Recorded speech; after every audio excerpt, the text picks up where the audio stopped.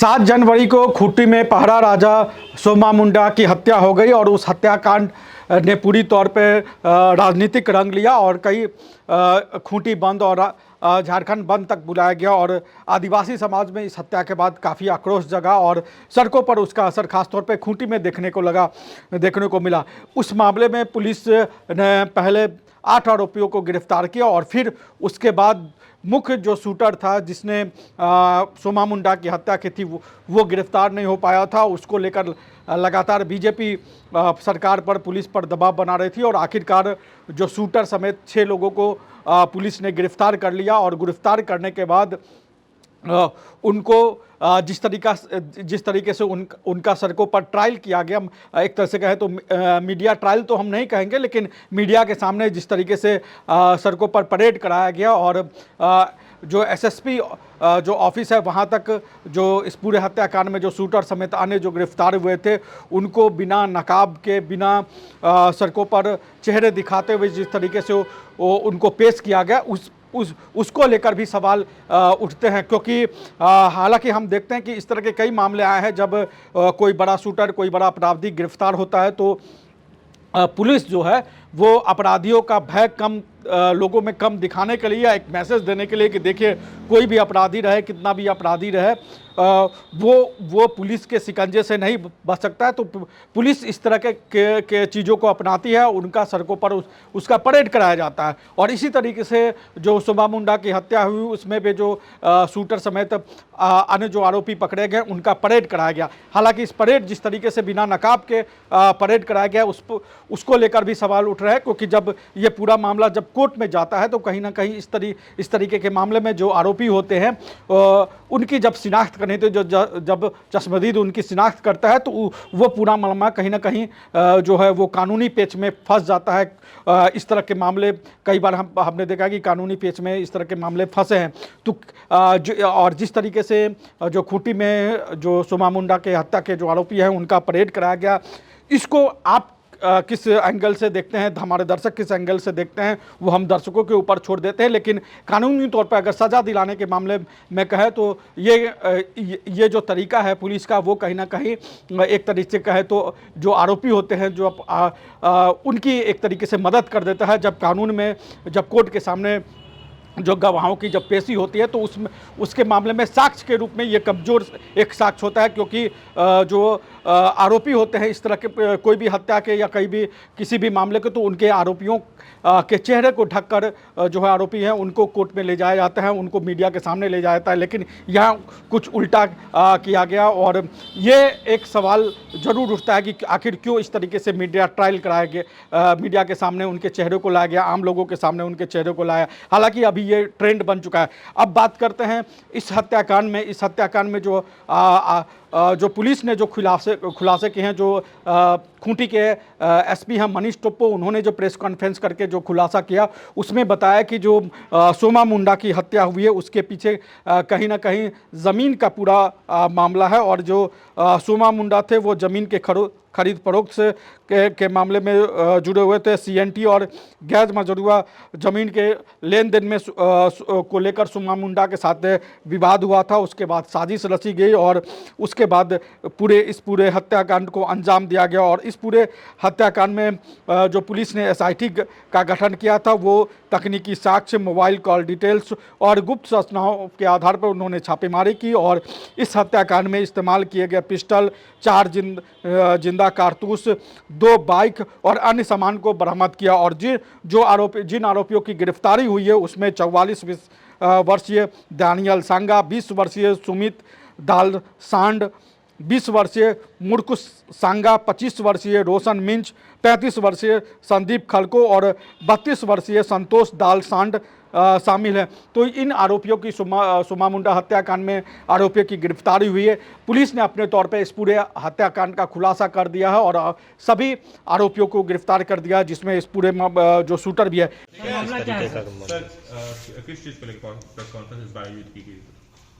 दिनांक 7/1/26 को खूंटी थाना अंतर्गत ग्राम जमुआ दाग तालाब के पास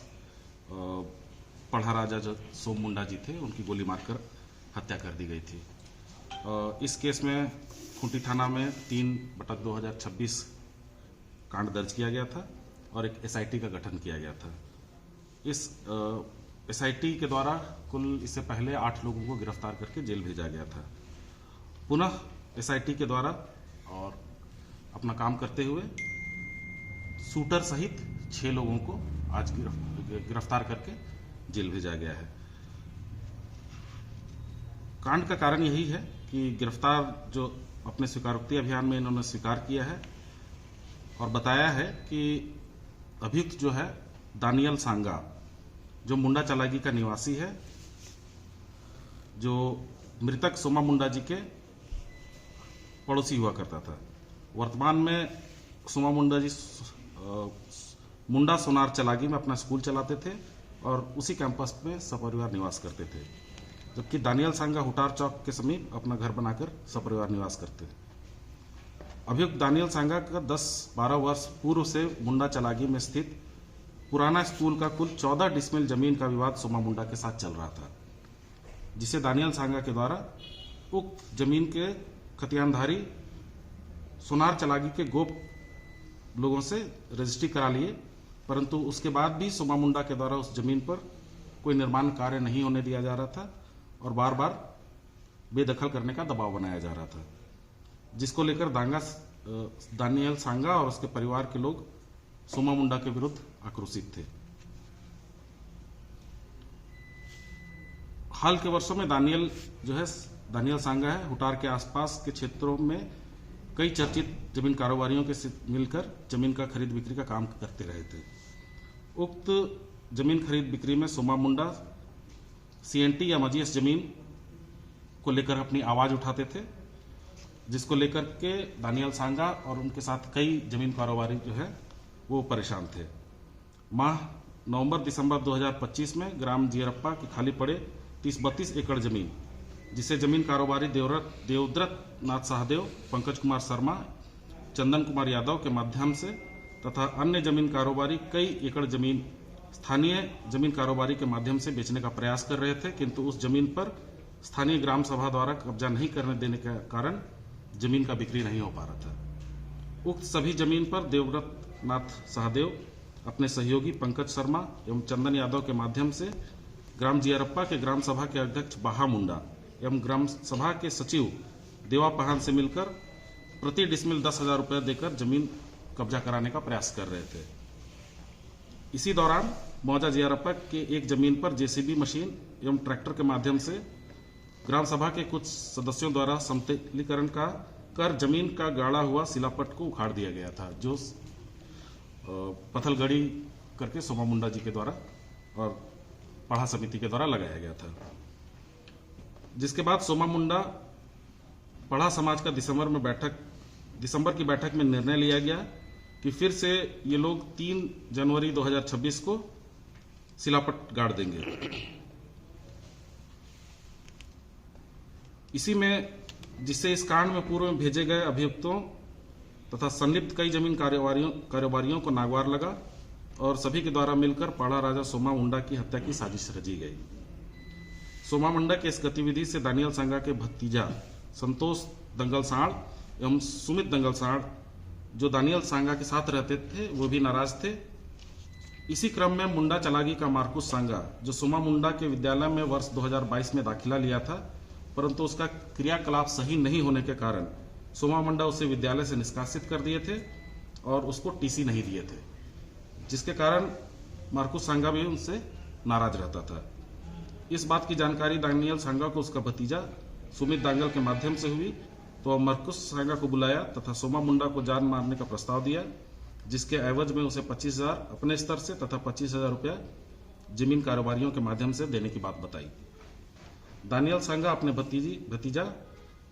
सुमित को सोमा मुंडा का हत्या करने के लिए अपना पल्सर मोटरसाइकिल फर्जी नंबर प्लेट लगाकर उपलब्ध कराया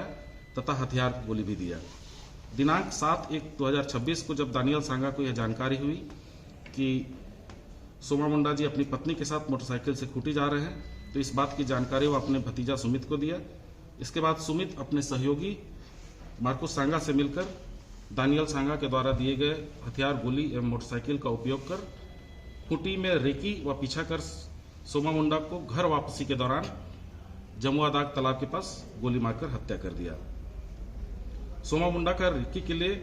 सुमित द्वारा अपने दोस्त रोशन मिचियारी को भी पिपरा टोली के पास से लगाया गया था, जो अपने एनएस पल्सर मोटरसाइकिल से रेकी कर रहा था। हत्या करने के उपरांत सुमित एवं मार्कुस अपने दोस्त रोशन मिचियारी के गांव बिरहू चले गए तथा घटना में प्रयुक्त मोटरसाइकिल को उसके घर में छिपा दिए। बाद में घटना में प्रयुक्त मोटरसाइकिल को अपने भाई संतोष के माध्यम से लाकर अपने चाचा दानियल के फुटार स्थित घर में रख दिए तथा हथियार गोली को अपना भाई संतोष एवं चाचा के माध्यम से कपरिया स्थित खलखो फार्म हाउस के संचालक संदीप खलखो के पास छुपा दिए। घटना में प्रयुक्त मोटरसाइकिल व पिस्टल को छुपाने में प्रयुक्त टाटा टियागो कार को अभियुक्त दानियल सांगा के घर से, प्रयुक्त पिस्टल एवं गोली को खलखो फार्म हाउस से तथा रेकी करने में प्रयुक्त मोटरसाइकिल को ग्राम बिरहू स्थित अभियुक्त रोशन मिचियारी के घर से और घटना के समय अभियुक्तों द्वारा पहना हुआ हेलमेट, कपड़ा, जूता, चप्पल को गिरफ्तार अभियुक्तों की निशानदेही पर बरामद कर विधिवत जब्ती किया गया है। इस रॉयल इंडिया में आपका स्वागत है। भारत के सबसे विश्वसनीय सोलर मोटर पंप और एमपीपीटी कंट्रोलर निर्माता रॉयल इंडिया का high performance movable trolley solar water pumping system प्रस्तुत है। बेहतर दक्षता के लिए डिजाइन किया गया और आसानी से ले जाने योग्य। सरकारी परियोजनाओं के लिए अनुमोदित देश भर के कॉन्ट्रैक्टर्स और एजेंसियों की पहली पसंद। एमएनआरई द्वारा अनुमोदित, उल प्रमाणित, उद्योग मानकों के अनुरूप स्वदेशी उत्पाद। सार्थक ऊर्जा समाधान के लिए हमारे साथ साझेदारी करें। आज ही संपर्क करें।